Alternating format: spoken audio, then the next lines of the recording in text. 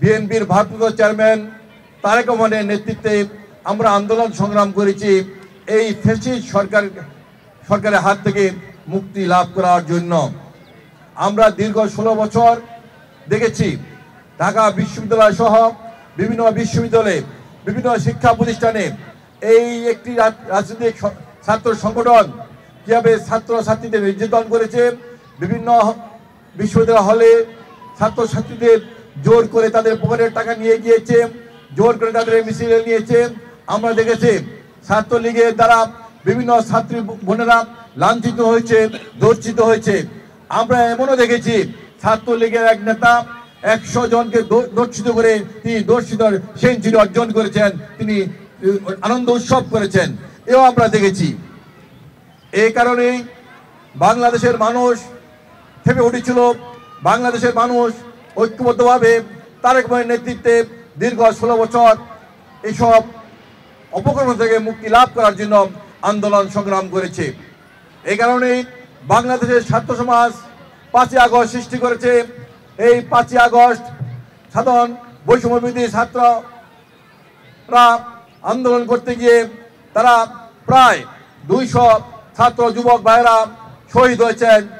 আজকে শুধু একটি কথা বলতে চাই, গত 16 বছর কোনো শিক্ষা প্রতিষ্ঠানই ঠিক মতো চলতে পারেনি।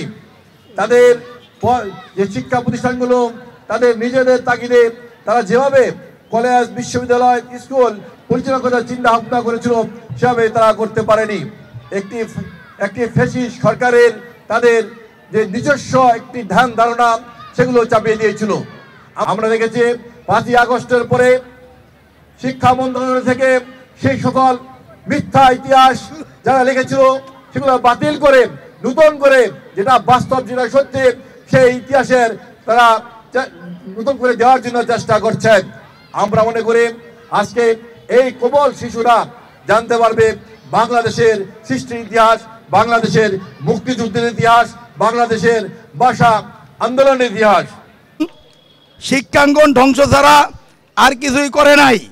শিক্ষাঙ্গনে ছাত্র হত্যা, ছাত্রীদেরকে ধর্ষণ ছাড়া অব্যবস্থাপনা, ইতিহাস বিকৃতি, এটি ছিল এই আওয়ামী সরকারের দুঃশাসন।